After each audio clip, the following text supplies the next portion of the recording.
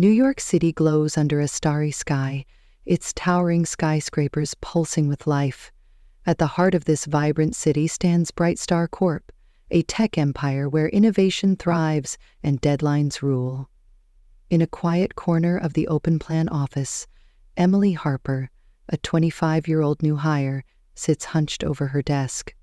Her dark hair is tied in a messy bun, her glasses slide down her nose, and papers are strewn around her like fallen leaves. She has been working for hours, racing to finish a project proposal for a big meeting tomorrow.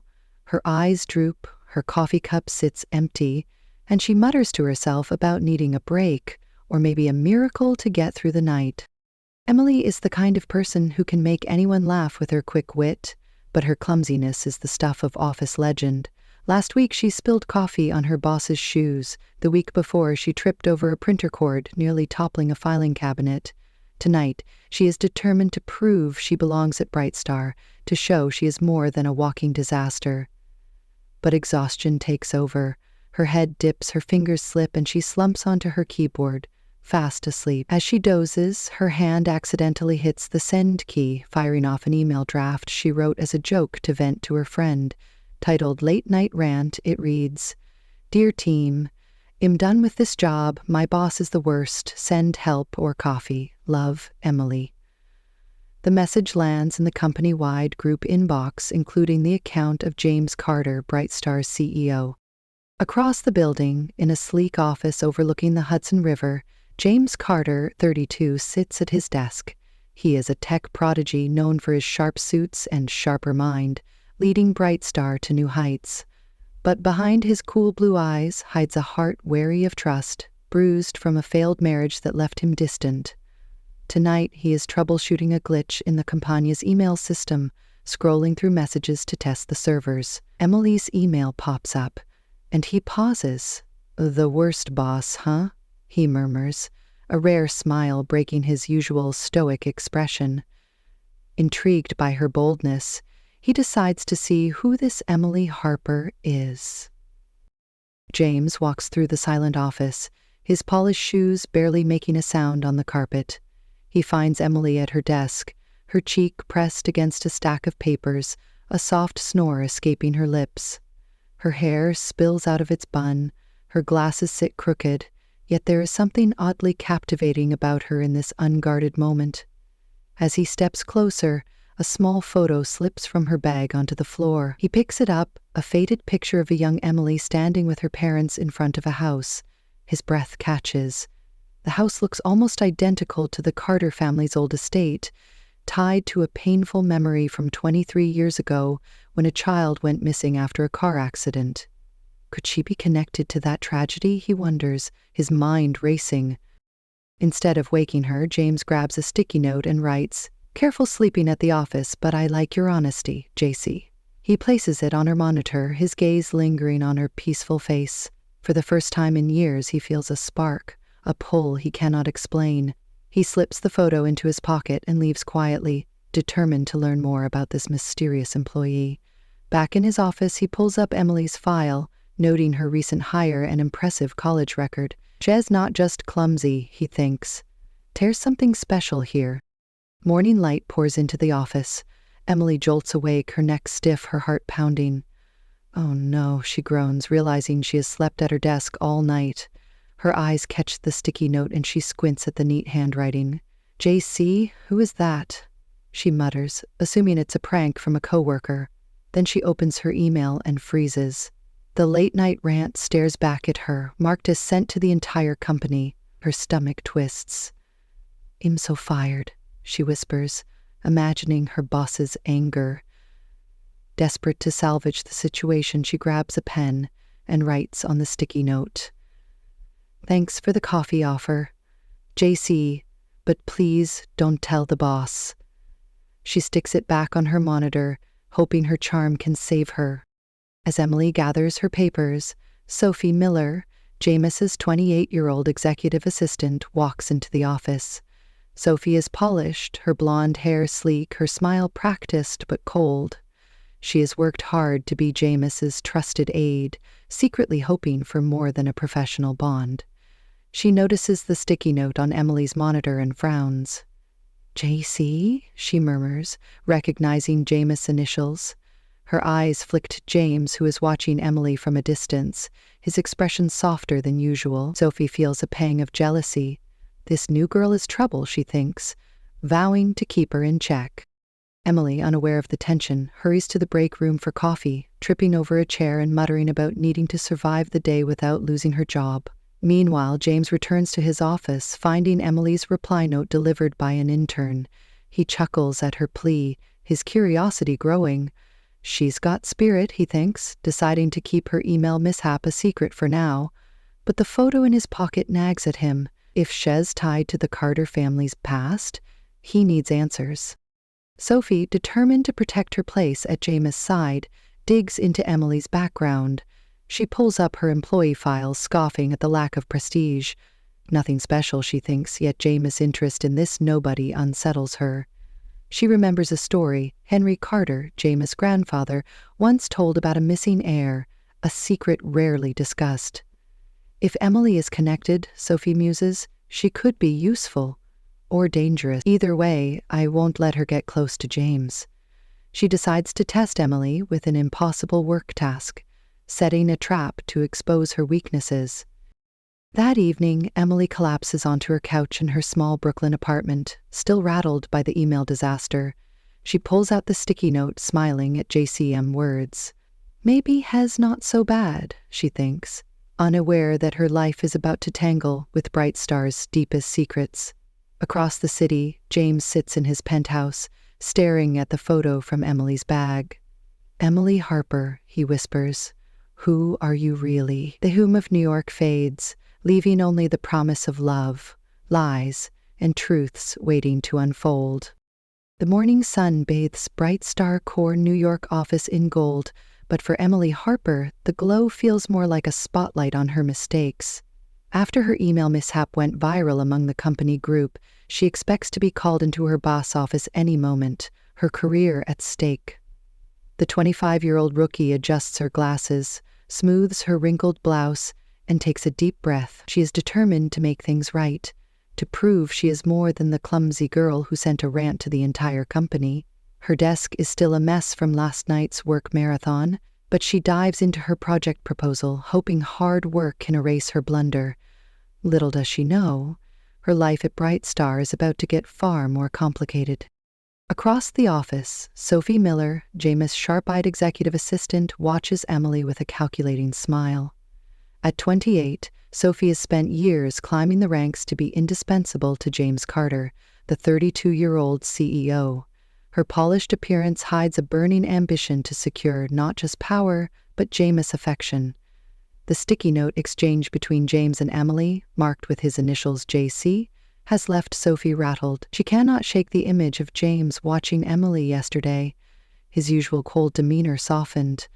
To Sophie, Emily is a threat, a nobody who stumbled into the wrong spotlight. She decides to test Emily, to expose her as unfit for Bright Star. Sophie assigns her an impossible task, a detailed project proposal due in 3 days, a job that seasoned employees would struggle to complete in a week. Let's see how you handle this, rookie, Sophie thinks, her smile tightening. Emily receives the assignment via email, her heart sinking as she reads the requirements. 3 days, she mutters, pushing her glasses up. This is insane. But she refuses to back down. She spends her lunch break buried in spreadsheets, skipping her usual coffee run to focus. Her coworker Rachel, a 35-year-old team leader with a knack for office politics, notices Emily's intensity. Rachel, influenced by Sophie's subtle nudging, decides to make things harder. She withholds key data Emily needs for the proposal, claiming it's locked in another department. Sorry, Harper, Rachel says with a shrug. You'll figure it out. Emily bites her lip, sensing the hostility, but keeps working, determined to prove herself. Meanwhile, James sits in his corner office, the photo from Emily's bag still on his mind. He spent the night researching the Carter family's past, revisiting the accident 23 years ago that left a child missing, presumed lost. The house in Emily's photo matches the old Carter estate too closely to be a coincidence. Could she be the missing heir, he wonders, torn between logic and hope. His grandfather, Henry Carter, has never fully recovered from that loss, and James feels a duty to uncover the truth. He pulls up Emily's work-in-progress proposal, impressed by her creativity despite the tight deadline. She's got talent, he thinks, recalling her cheeky sticky note reply. To test her further, he assigns her a high-profile project, one that could showcase her skills or expose her limits. He tells himself it's about the family mystery, but deep down, he wants to see more of her spark. Emily gets the new assignment notification and nearly chokes on her water. "Another project?" she groans, rubbing her temples. But the email is signed JC, the same initials as her mystery note writer. Her curiosity peaks. Is JC trying to help me or bury me? She wonders, half smiling. She heads to the break room for a much-needed coffee, where she bumps into a tall man in a crisp suit. He catches her cup before it spills, his blue eyes meeting hers. "Sorry about that," he says, handing it back. Emily blushes, mumbling a thanks, unaware she's talking to James Carter himself.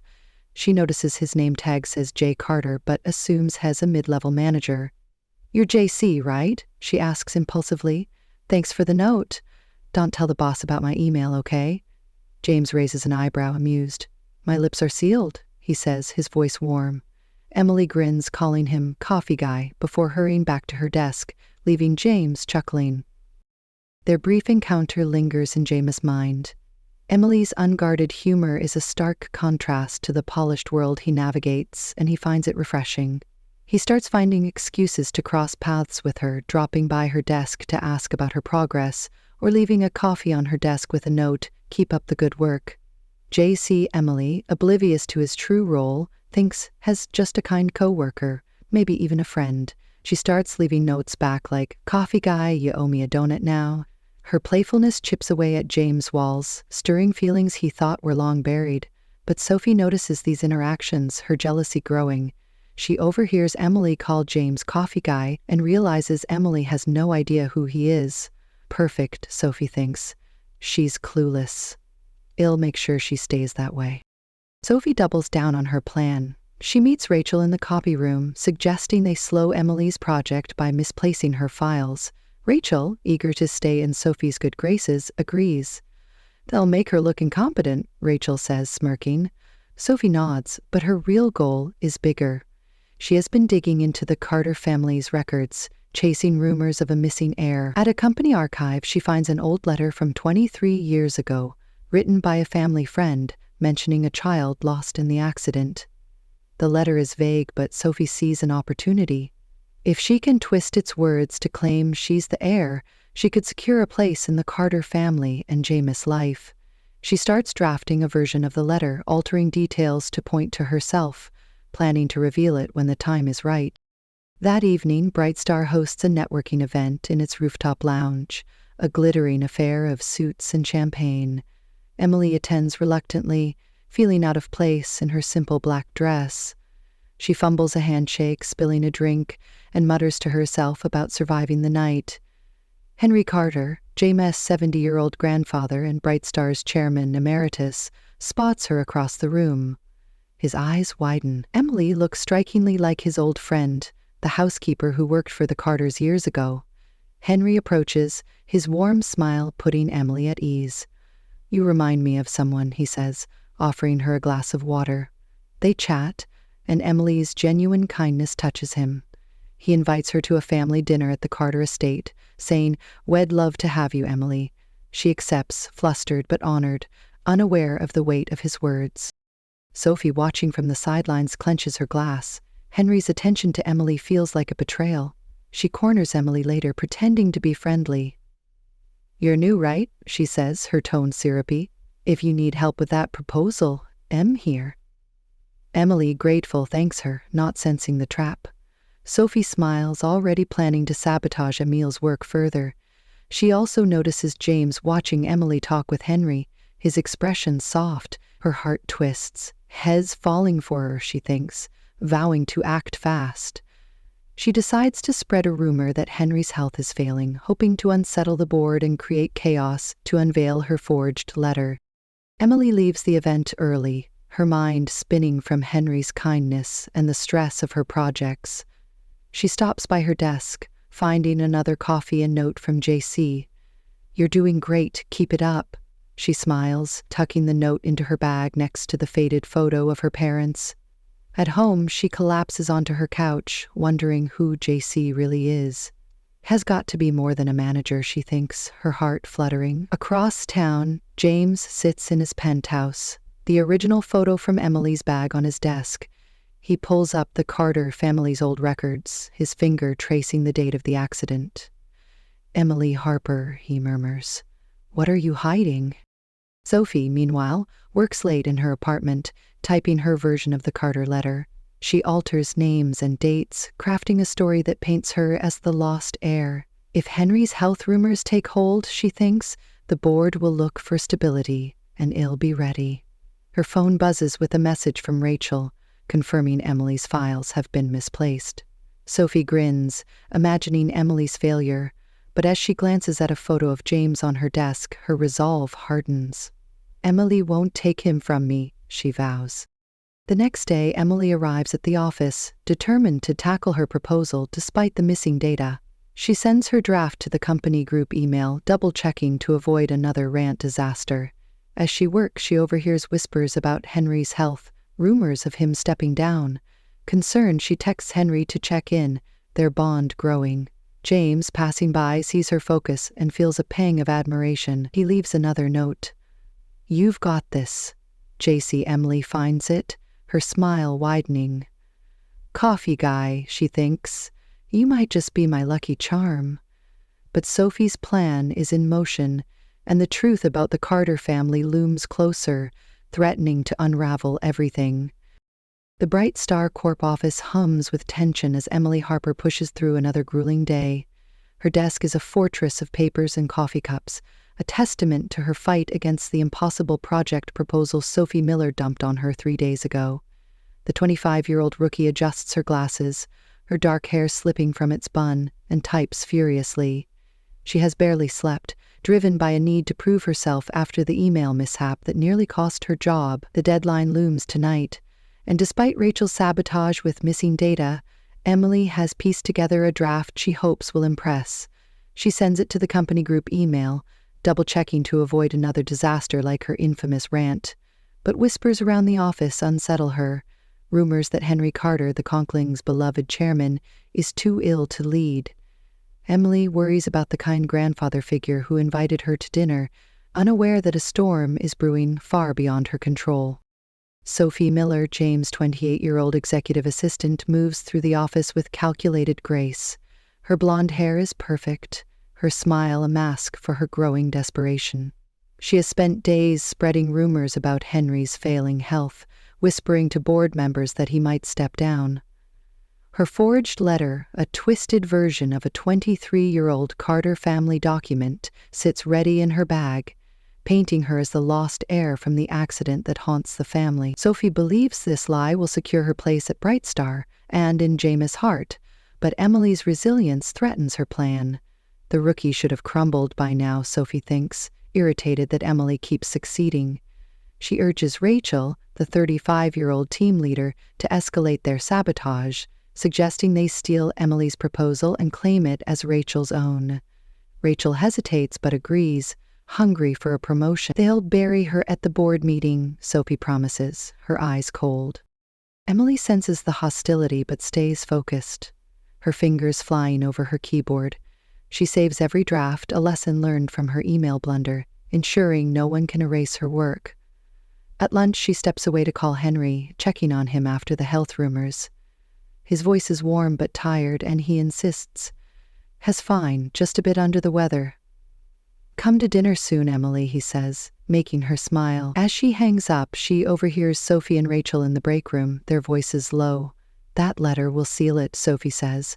"Once Henry's out, in the air," Rachel laughs, mentioning Emily's proposal files they copied. Emily freezes, her heart racing. "They're stealing my work," she realizes, and something about a letter sounds dangerous. She slips away, determined to protect her project and uncover Sophie's plan. Across the office, James Carter, the 32-year-old CEO, sits in his sleek office, his mind torn between work and Emily. The photo from her bag showing a house tied to the Carter family's past still nags at him. He spent the weekend digging through old records, finding no clear link to Emily as the missing heir. Yet he cannot shake his curiosity. Her grit impresses him, her latest draft showing creativity that rivals senior staff. He has been leaving her notes as JC, encouraging her progress, and her playful replies, calling him coffee guy, warm his guarded heart. But Sophie's behavior raises red flags. He caught her whispering to board members about Henry's health, and her sudden interest in family archives feels off. James decides to investigate, pulling Sophie's recent emails and finding vague references to a letter. He suspects she's hiding something, and it might involve Emily. The board meeting arrives, a high-stakes gathering in Bright Star's glass-walled conference room. Emily submits her proposal early, emailing it directly to James to avoid tampering, a move born from her overhearing Sophie's plan. She sits nervously at the table, her palms sweaty, as Rachel presents a nearly identical proposal, claiming it as her own. Sophie smirks, expecting Emily to falter. The board murmurs, impressed by the work, but Emily's heart sinks. They stole it, she thinks, her stomach twisting. Rachel finishes, basking in the praise when Emily stands, her voice steady despite her nerves. I have proof. That's my work, she says, pulling up her laptop. She shows the board her saved drafts, time-stamped days before Rachel's submission, with notes only she could have written. The room falls silent. James, presiding over the meeting, leans forward, his blue eyes sharp. Explain this, Rachel, he says, his tone icy. Rachel stammers, glancing at Sophie, who remains stone-faced. The board demands answers, and Emily speaks again, her voice stronger. I worked nights on this, she says. Check the metadata. It's mine. James nods, instructing IT to verify. Within minutes, the timestamps confirm Emily's claim, exposing Rachel's theft. The board erupts in disapproval, and Rachel slumps, mumbling apologies. Sophie tries to deflect, suggesting a misunderstanding, but James shuts her down. This is unacceptable, he says, his gaze lingering on Emily with quiet pride. He assigns Emily to lead the project, a vote of confidence that stuns her. As the meeting ends, Emily feels a rush of victory, but Sophie's glare tells her the fight is not over. Sophie retreats to her office, furious at Emily's triumph. She decides to escalate her plan, spreading more rumors about Henry's health to pressure the board into considering new leadership. She slips her forged letter into a board member's hands, claiming it proves she's the Carter heir, lost in the accident years ago. The rumor mill churns, and Henry, already weary from a persistent cough, feels the strain. At home that evening, he collapses during a call with James, clutching his chest. An ambulance rushes him to the hospital, diagnosed with a mild heart attack brought on by stress. James races to his side, guilt gnawing at him for not noticing Henry's fatigue sooner. He vows to protect his grandfather and uncover who's behind the rumors. Emily hears about Henry's hospitalization through office gossip and feels a pang of worry. She visits him after work, bringing a small bouquet of flowers. Henry, weak but smiling, takes her hand. You're a good kid, Emily, he says. You let this place harden you. She promises to check in, her bond with him deepening. As she leaves, she overhears Sophie on the phone in the hospital hallway, gloating about the letter and Henry's collapse. Shall be the heir now, Sophie says, unaware Emily is listening. Emily's blood runs cold. She realizes Sophie's plan goes beyond office games, threatening the Carter family. She decides to find the truth, starting with the letter Sophie mentioned. Back at Bright Star, James digs deeper into Sophie's actions. He finds a draft of her forged letter in her email, comparing it to family records. The inconsistencies are glaring, names and dates altered to fit her story. He confronts Sophie, who denies everything, claiming she found the letter in good faith. James does not buy it, but he needs hard proof to expose her. He thinks of Emily, her honesty and courage in the board meeting, and feels a pull stronger than curiosity. It's not just about the family mystery anymore, he admits to himself. falling for her. That night, Emily stays late at the office, searching Henry's public files for clues about the letter. She finds a reference to a 23-year-old family friend who wrote about the accident, but the document is locked. Exhausted, she leans back, her thoughts drifting to JC notes. "Coffee guy," she murmurs, smiling. "You believe in me, don't you?" She writes a note to leave on her desk. "JC, thanks for the support. I need it now more than ever." As she packs up, James passes by, seeing her note. He reads it, his heart racing. He wants to tell her the truth, that Hesje cares for her beyond any family secret. Instead, he leaves a reply. "You're stronger than you know. JC." The next day, Emily meets James in the hallway, still thinking as a manager. She thanks him for the coffee, joking about her crazy week. He smiles, his usual reserve melting. "You handled that meeting like a pro," he says. Emily blushes, unaware as the CEO. As they part, James makes a decision.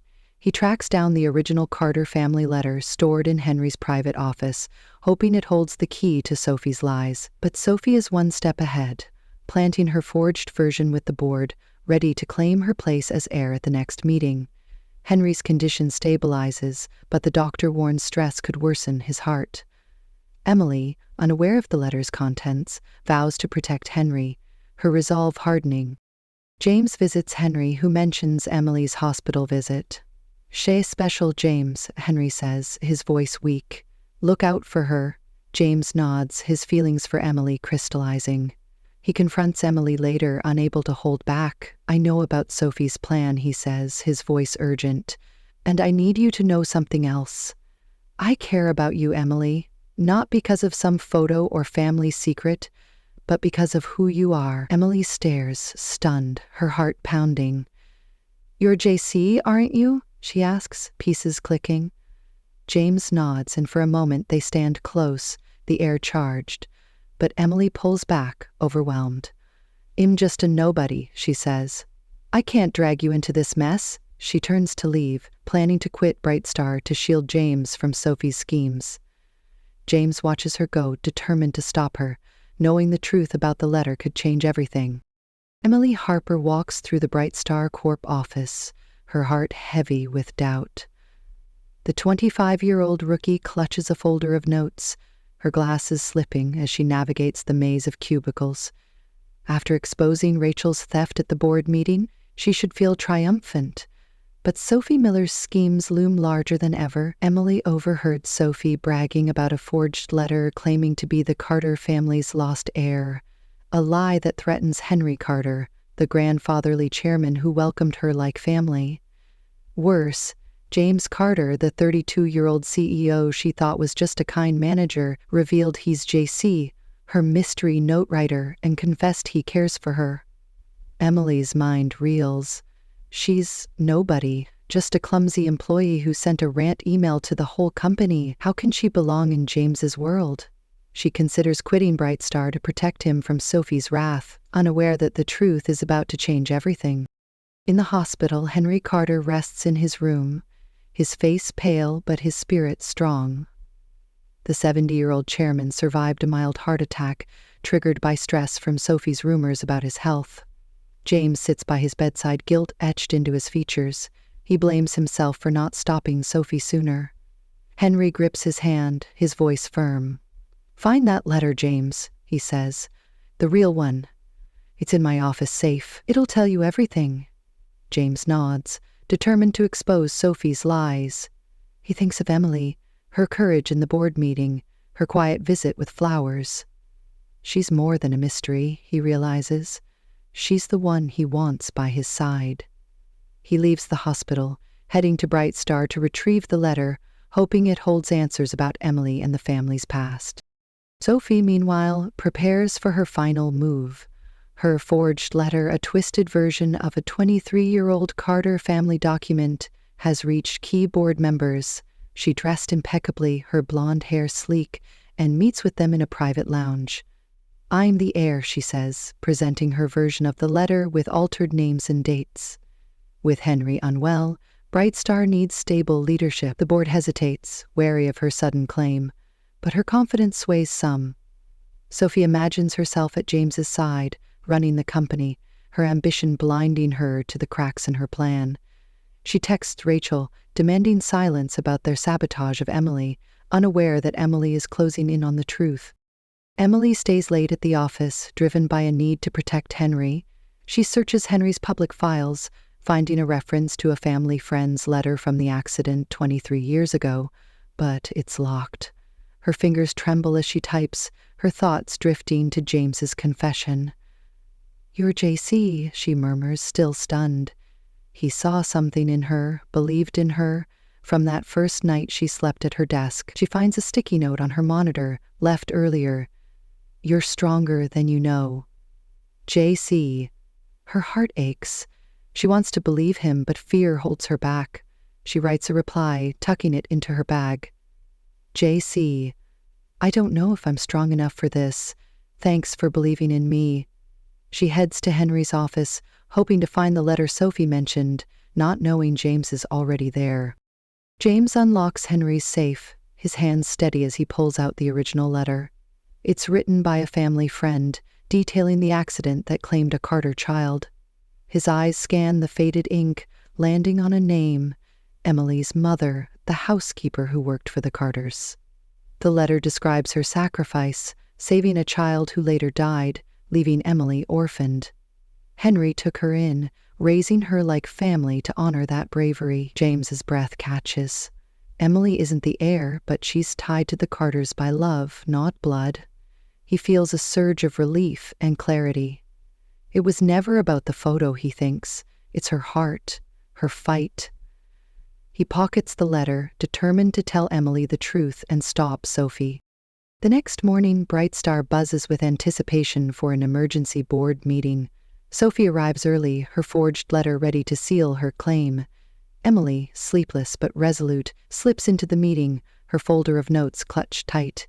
She spots James across the room, his blue eyes meeting hers, and her resolve wavers. She wants to run, to leave New York and its drama, but Henry's kindness anchors her. The board convenes, and Sophie stands, presenting her letter with a practiced smile. "This proves I'm the Carter heir," she says. "It's time for new leadership." Murmurs ripple through the room, but Emily steps forward, her voice clear. "That's a lie," she says, pulling out printouts from Henry's files. "I found the original letter last night. It tells a different story."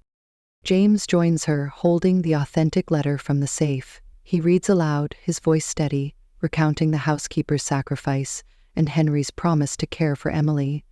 "Sophie's version is a fake," he says, showing the board the discrepancies. "The metadata doesn't lie," Emily adds, echoing her board meeting victory. "We checked her emails. She altered the letter herself." The board erupts, demanding explanation. Sophie stammers, her composure cracking, but the evidence is undeniable. The board votes to remove her from Brightstar, and she leaves in disgrace, her dreams shattered.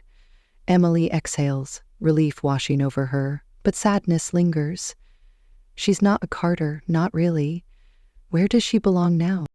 Henry recovers in the hospital, his strength returning. Emily visits, bringing his favorite tea. He takes her hand, his eyes bright. "Your family, Emily," he says, "not by blood, but by heart.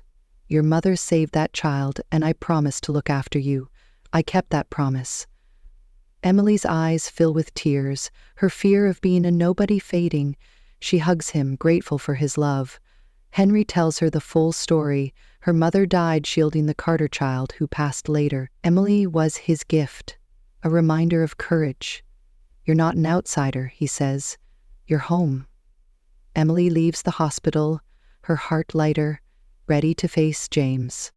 James finds Emily at Brightstar the next evening, working late on her new project. He asks her to take a walk, leading her to Central Park, where the city lights twinkle like stars. They sit on a bench, the air cool, and he takes her hand. "I fell for you that first night," he says, his voice soft. "You were asleep, a mess, and I couldn't look away. Not because of a photo, but because of you. Your heart, your fight. Emily, I love you." He pulls out a ring, simple but shining. "Will you stay with me?" Emily's breath catches, her doubts melting. "You're JC," she says, laughing through tears. "Coffee guy." "Yes, I'll stay."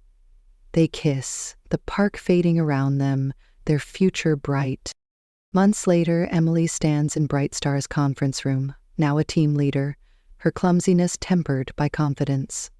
She runs a meeting with ease, her glasses still slipping, but her smile steady. James watches from the back, proud, their engagement ring glinting on her finger. At home, Emily finds a letter Henry kept, written by her parents before they died. "We're proud of you, Emily," it reads.